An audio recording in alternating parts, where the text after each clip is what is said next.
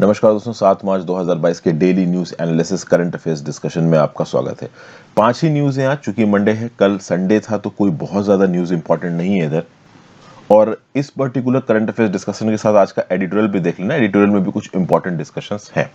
तो पहली न्यूज हम जो डिस्कस करेंगे वो ये है कि भाई 15,920 लोगों को, मतलब कह सकते हैं स्टूडेंट्स को इवैक्यूएट कर लिया गया है यूक्रेन से, लेकिन सूमी नाम के शहर में भी अभी भी 700 स्टूडेंट्स फंसे हुए हैं।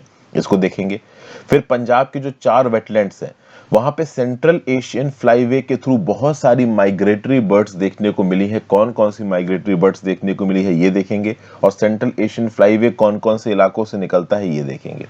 फिर भाई रशिया के ऊपर सैंक्शंस लग गए हैं इंटरनेशनली, और रशिया से हम बहुत सारे वेपन्स प्रोक्योर करते हैं।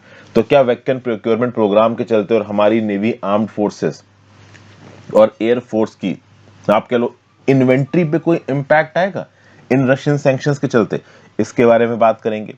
फिर indigenous flyer trainer Hansa NG, इसके बारे में एक न्यूज निकल के आ रही है, इसको देखेंगे। और नेशनल वाटरवे 1 को नेशनल वाटरवे 2 के साथ जोड़ दिया गया है। नेशनल वाटरवे 1 बंगाल में है।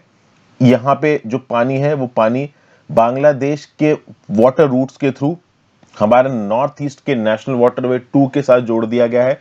तो बांग्लादेश ट्रैवर्स करने के लिए अब हमें रोड से जाने की जरूरत नहीं। पहले तो क्या था कि चिकन नेक कॉरिडोर से ट्रेन या रोड्स के थ्रू हम लोग जाते थे, लेकिन अब बांग्लादेश की टेरिटरी में पानी को इस्तेमाल करते हुए हम लोग सीधे सीधे नॉर्थ ईस्ट में अपने फूड, व्हीट स्टॉक्स को पहुंचा पा रहे हैं। आगे और भी चीजें पहुंचाएंगे।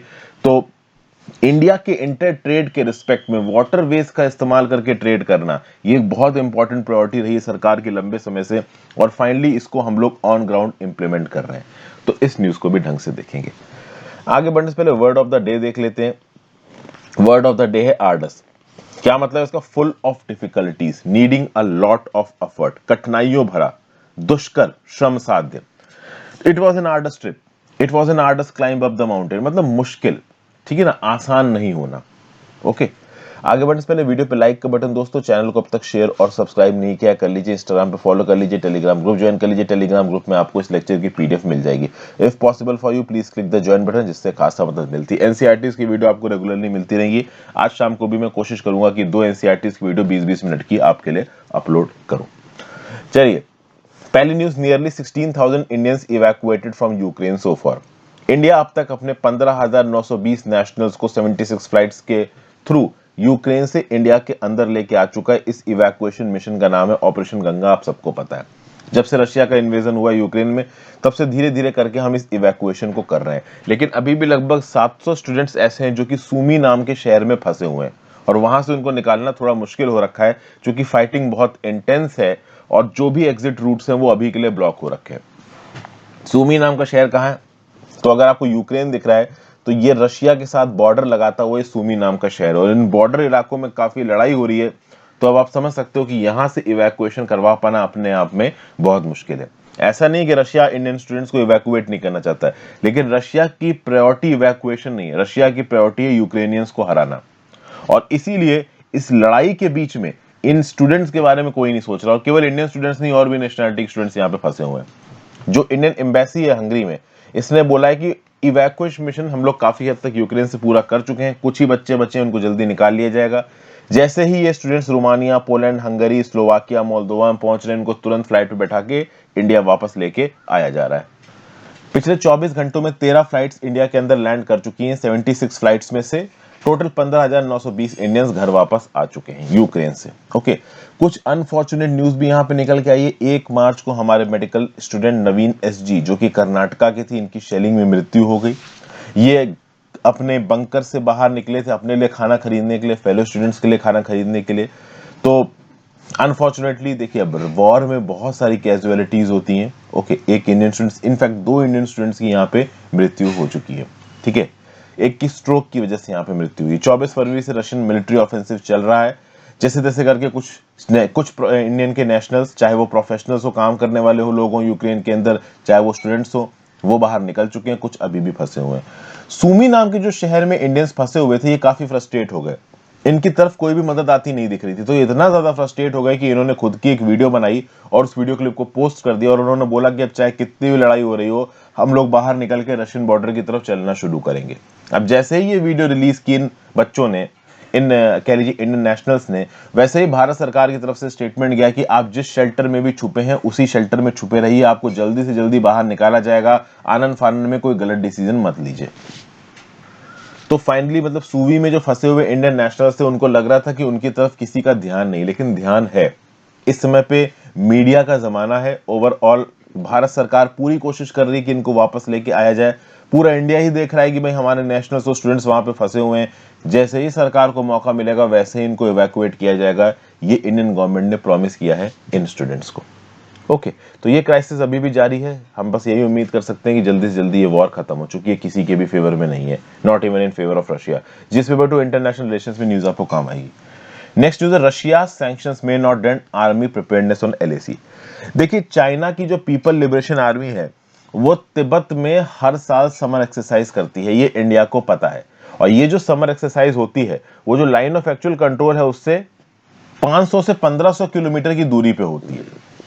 ये अलग बात है कि अप्रैल 2020 में इन एक्सरसाइजेस का हवाला देके चुपके से लाइन ऑफ एक्चुअल कंट्रोल के कई पॉइंट्स के अंदर चाइना इनग्रेस कर गया, अपना बेड़ा डाल के बैठ गया और वापस जाने को तैयार नहीं हुआ। और इसीलिए मई 2020 का स्टैंड ऑफ यहां पे इंडिया चाइना के बीच में शुरू हुआ। आज हम 2022 में पहुंच चुके हैं, स्टैंड ऑफ अभी भी जारी है। पार्शियल डिसएंगेजमेंट हुआ है, लेकिन हॉट स्प्रिंग्स, देमचोक और स्पेसिफिकली देपसांग प्लेस, ये कुछ ऐसे सेंसिटिव इलाके हैं जहां पे अभी भी स्टैंड ऑफ जारी है। चाइनीज फोर्सेस ने इंडियन फोर्सेस जहां जहां पे पेट्रोलिंग करती हैं रास्ता ब्लॉक कर रखा है। अभी भी बहुत प्रॉब्लम चल रही है। अभी के लिए इंडियन आर्मी हाई अलर्ट पे है। ये यूक्रेन क्राइसिस का फायदा उठा के चाइनीज सोल्जर्स फिर से कोई मिस एडवेंचर ना करें, इस बात का स्पेसिफिकली ध्यान देते हुए हमारे soldiers line of actual control पे पूरे अलर्ट मोड में है। ओके, एक और सवाल यहां पे उठाया जा रहा है कि इंडियन आर्मी की प्रिपेयर्डनेस कहीं कॉम्प्रोमाइज तो नहीं हो रही, क्योंकि रशिया के ऊपर इंटरनेशनली सैंक्शंस लग गए हैं। रशिया यूक्रेन के साथ वॉर में इन्वॉल्व है, तो क्या रशिया सप्लाईज दे पाएगा इंडिया को वेपन्स की, स्पेयर पार्ट्स की? तो अभी के लिए देखा जाए तो इंडियन एयरफोर्स पे कुछ शॉर्ट टर्म में इंपैक्ट आ सकता है, लेकिन आर्मी और जो बेसिकली इन्फेंट्री है इसके पास बहुत से डाइवर्स ऑप्शंस है।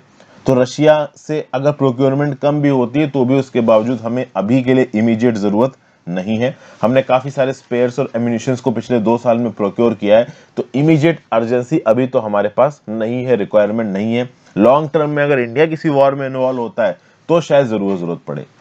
$5.43 बिलियन की S-400 डील हुई थी इंडिया रशिया की अक्टूबर 2018 से। ये डील भी राउबल रूपी एग्रीमेंट के अंदर हुई है, तो यूएस डॉलर के सैंक्शंस लगे, इससे कोई फर्क नहीं पड़ता।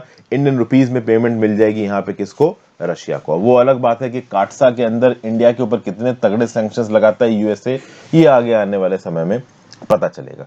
Overall line of actual control China के ऊपर इंडिया ने बहुत जबरदस्त सर्वेलेंस कैपेबिलिटीज को इंप्लीमेंट किया है, क्योंकि हम ये जानते हैं कि चाइना का कोई भरोसा नहीं, कभी भी किसी भी प्रकार का कोई बैकलैश निकल के आ सकता है। तो our armed forces at are the highest alert level possible.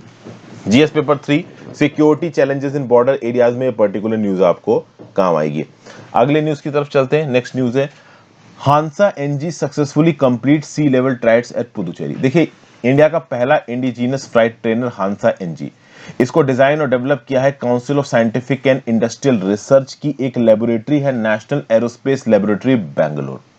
तो नेशनल एरोस्पेस लेबोरेटरीज बैंगलोर ने सीएसआईआर की मदद से हांसा एनजी नाम का इंडिजीनियस फ्लाइट ट्रेनर यहां पे बनाया है। इसने अपने सी लेवल ट्रायल्स पुडुचेरी में कंप्लीट किए from 19 February to 5 March 2022। 140 nautical miles ये उड़ा, 1.5 घंटे के अंदर क्रूजिंग स्पीड थी 155 किलोमीटर पर आवर।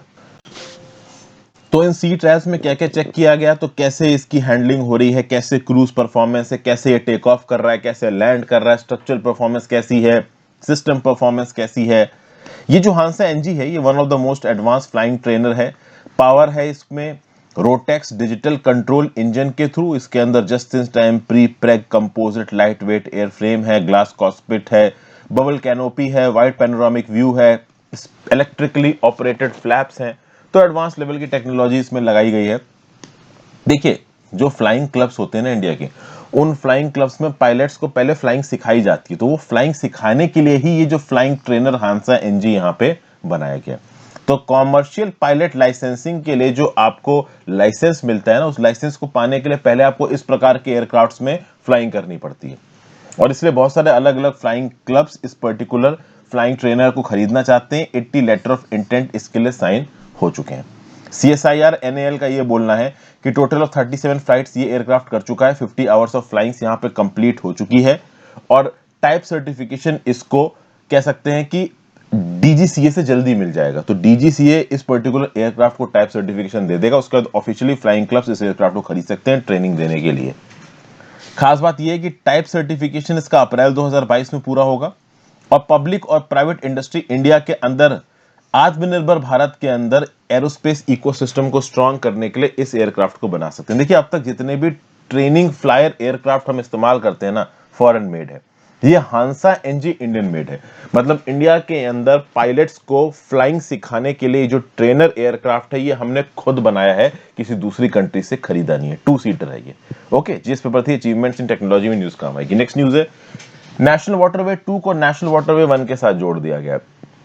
तो अगर आप इधर देखें तो ये नजर आ रहा है नेशनल वाटरवे 1, ये इंडिया के अंदर बंगाल में है, और दूसरा नेशनल वाटरवे 2 नजर आ रहा है जो कि बहुत हद तक आपको आसाम के अंदर नजर आ रहा है।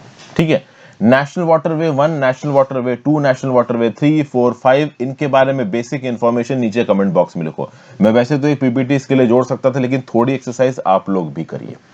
न्यूज यहां पे क्या है? न्यूज यहां पे ये है कि union minister of port, shipping and waterways and AYUSH Shri Sarbananda Sonowal साहब ने जो फूड ग्रेन्स है उनको ट्रांसफर किया from Patna Bihar to Pandu Assam via Bangladesh. ये पांडु बेसिकली गुवाहाटी में है, असम में। तो पटना से गुवाहाटी पांडु ये जो फूड ग्रेन्स है वो बांग्लादेश के थ्रू पहुंचाए गए। Inland waterway authority of India ने सेल्फ प्रोपेल्ड वेसल जिसका नाम है MV लाल बहादुर शास्त्री साहब, इसके ऊपर 200 metric ton of food grain चढ़ाए। MV लाल बहादुर शास्त्री वेसल का नाम है, शिप वेसल का। तो इसके ऊपर 200 मेट्रिक टन फूड ग्रेन चढ़ाया गया FCI का, और ये फूड ग्रेन शुरू हुए पटना से और गए कहां पे? पांडु। और जब ये तैर रहे थे, बेसिकली जब ये फूड ग्रेन इस वेसल के ऊपर थे, तो वेसल शुरू हुआ पटना से, नेशनल वाटर 1 वे के थ्रू होता हुआ इसने एंट्री मारी बांग्लादेश के अंदर, और फिर ये फिर से एंट्री मार गया इंडिया के अंदर इन नेशनल वाटरवे 2। तो शुरुआत नेशनल वाटरवे 1 रिवर गंगा के ऊपर, जिसमें भागलपुर, मनिहारी, साहिबगंज, फरक्का, त्रिवेणी, कोलकाता, हल्दिया, हेमनगर आए रास्ते में। फिर आया इंडो बांग्लादेश प्रोटोकॉल रूट, जो कि बांग्लादेश में खुलना, नारायणगंज, सिराजगंज, चिलमारी नाम की जगहों से निकला, और फिर फाइनली इंडिया के अंदर एंट्री मार गया नेशनल वाटरवे 2 धुबरी, जोगी घोपा होते हुए। टोटल डिस्टेंस यहां पे कितना ट्रेवल किया इस वेसल ने? 2350 किलोमीटर। तो पीएम गति शक्ति प्रोग्राम के अंदर पानी को इस्तेमाल करके हमारे इंडियन मेनलैंड से किसी तरीके से फूड ग्रेन्स और बाकी आइटम्स को नॉर्थ ईस्ट के इलाके में पहुंचाया जाए, ये ओवरऑल ऑब्जेक्टिव था यहां पे नेशनल वाटरवे 2 को नेशनल वाटर 1 वे के साथ जोड़ने का। पीएम गति शक्ति प्रोग्राम के अंदर ये सब किया जा रहा है। Act east policy of prime minister के द्वारा इसको इंप्लीमेंट किया गया है। नॉर्थ ईस्ट इलाके की कनेक्टिविटी इंडियन मेनलैंड से बढ़ाई जाए, इसके लिए water is the best way. क्योंकि क्या है ना, इंडिया का ये जो मैप है, यहां पे एक छोटा सा चिकन नेट कॉरिडोर पतला सा आता है। इस पतले से चिकन नेट कॉरिडोर की रोड और रेलवेज को इस्तेमाल करने के बजाय बांग्लादेश के वाटरवेज को इस्तेमाल करके नॉर्थ ईस्ट में पहुंचना, यह टारगेट बहुत इंपॉर्टेंट है। इसके लिए एक एम्बिशियस जल मार्ग विकास प्रोजेक्ट सरकार ने चलाया है। 4600 करोड़ रुपया इसमें खत्म किया गया है नेशनल वाटर 1 वे रिवर गंगा की कैपेसिटी ऑगमेंटेशन के लिए, ताकि 2000 टन के वेसल्स इसमें चल पाए, और वो यहां पे फाइनली ऑन ग्राउंड सक्सेसफुल होता नजर आ रहा है। तो एक बड़ी सिग्निफिकेंट न्यूज है ये। नेशनल वाटरवे 1 को 2 के साथ जोड़ा गया है। याद रखिएगा जलमार्ग विकास प्रोजेक्ट, याद रखिएगा पीएम गति शक्ति प्रोग्राम, उसके अंदर ही ये सारे स्टेप्स हो रहे हैं। अभी के लिए इंडिया बांग्लादेश प्रोटोकॉल रूट्स में जो सब रूट्स हैं कौन कौन से हैं? पहला है कोलकाता पांडु कोलकाता, कोलकाता से शिप पांडु जाएगा, फिर वापस कोलकाता आएगा। वो ऑब्वियस ही बात है, बीच में इंडिया बांग्लादेश प्रोटोकॉल रूट होगा। इंडिया बांग्लादेश प्रोटोकॉल रूट यहाँ पे ब्लू रंग के डॉट में आपको नजर आ रहा है। करीमगंज, आशुगंज, सिराजगंज, पनगांव, नारायणगंज, मोंगला, खुलना, धुबरी, इस प्रकार की जगहें इस रूट पे पड़ रही हैं। फिर कोलकाता करीमगंज, कोलकाता पांडु करीमगंज, पांडु राजशाही, दुलियान राजशाही, ये कुछ रूट्स हैं इंडो बांग्लादेश प्रोटोकॉल रूट के ऊपर। जिस पेपर 3 इंफ्रास्ट्रक्चर कनेक्टिविटी में न्यूज आपको काम आएगी। और आज की आखिरी news, winged visitors from abroad flock to the wetlands in Punjab. Central Asian flyway के थ्रू होते हुए एक बड़ी तादाद में migratory water bird species Punjab के वेटलैंड्स में पहुंची हैं। हर साल wild life department of forest and wild preservation Punjab water bird census conduct करता है 6 मेजर और मोस्ट बायोडाइवर्स वेटलैंड्स में, जिसमें Nangal wild life sanctuary, Ropar conservation reserve, Harike wild life sanctuary, Kanjli wetland, Keshopur Miani community reserve और रंजीत सागर कंजर्वेशन रिजर्व के ऊपर इन वेट बर्ड्स की, in water birds की सेंसस वगैरह किया जाता है। और इस बार ये देखा जा रहा है कि वाटर बर्ड्स और स्पेशीज डाइवर्सिटी जबरदस्त देखने को मिली है। पठानकोट और गुरदासपुर डिस्ट्रिक्ट्स में जो मार्शलैंड है वहां खूब बारिश हुई है, अच्छा पानी है, रावी नदी में भी पानी अच्छा है और बहुत सारी वाटर माइग्रेटरी बर्ड्स यहाँ पे देखने को मिल रही हैं। सबसे ज्यादा जो वाटर बर्ड काउंट देखने को मिला है वो मिला है हरिके वाइल्ड लाइफ सेंचुरी में, उसके बाद केशोपुर मियानी कम्युनिटी रिजर्व में, रोपर कंजर्वेशन रिजर्व में और नंगल वाइल्ड लाइफ सेंचुरी में। टोटल 6 प्रोटेक्टेड वेटलैंड्स में 91 स्पेशीज ऑफ वाटर बर्ड्स देखने को मिली है। पिछले साल की तरह हरिके वाइल्ड लाइफ सेंचुरी में सबसे ज्यादा कॉन्ग्रेशन और डाइवर्सिटी देखने को मिली है वाटर बर्ड्स की। और केशुपुर मियानी और शालपटन ये ऐसे वेटलैंड्स हैं जहां पे कॉमन क्रेन और रेजिडेंट पॉपुलेशन देखने को मिली है सारस क्रेन की। जो रोपड़ और नंगल वेटलैंड्स है वहां पे 3 माइग्रेटरी वाटर स्पेशीज दिखी हैं, black naped grebe, horned grebe, greater crested grebe, resident little grebe भी यहाँ पे पाया गया। और कौन कौन सी हाई कंजर्वेशन सिग्निफिकेंस वाली बर्ड्स यहाँ पे हैं तो ओनाली eagle, greater spotted eagle, northern lapwing, peregrine falcon, steppe eagle, western black tailed godwit, black head ibis, sarus crane, painted stork, woolly necked stork, common pochard, common crane, ferruginous pochard, pallid harrier, river tern, Indian spotted eagle, river lapwing, oriental darter, Eurasian curlew, Eurasian coot एक one of the most common water birds है जो कि पंजाब के ज्यादातर wetlands में पाई गई है, ये भी यहाँ पे देखने को मिली है। हाई डेंसिटी में देखने को मिली नंगल, रोपर, हरिके, केशोपुर मियानी और कांजली वेटलैंड में। ठीक है भाई, अब यहाँ पे सेंट्रल एशियन फ्लाईवे कौन सा है? दुनिया भर के फ्लाईवेज आपको यहाँ पे दिखा रखे हैं। मैं एक अलग ही कलर में आपको फ्लाईवे दिखाता हूँ। मैं आपको दिखा रहा हूँ इस नीले कलर में फ्लाईवे। तो ये जो ग्रीन रंग से यहाँ पे नजर आ रहा है ना, ये वाला जो मैं मार्क कर रहा हूँ, ये फ्लाईवे, ये पूरा गोल फ्लाईवे है। ओके, जब सर्दियां होंगी तो थोड़ा इंडियन ओशन की तरफ आएंगी ये बर्ड्स, और फिर जब ठंडियां होने लगेंगी तो चाइना के थ्रू फ्लो होती हुई, मंगोलिया के थ्रू फ्लो होते हुए, रशिया के थ्रू फ्लो होते हुए फिर से आर्कटिक रीजन में चली जाएंगी। तो ये जो गोला मैंने यहाँ पे बनाया है, इस गोले में ओवरऑल ये बर्ड्स फ्लो करती हैं।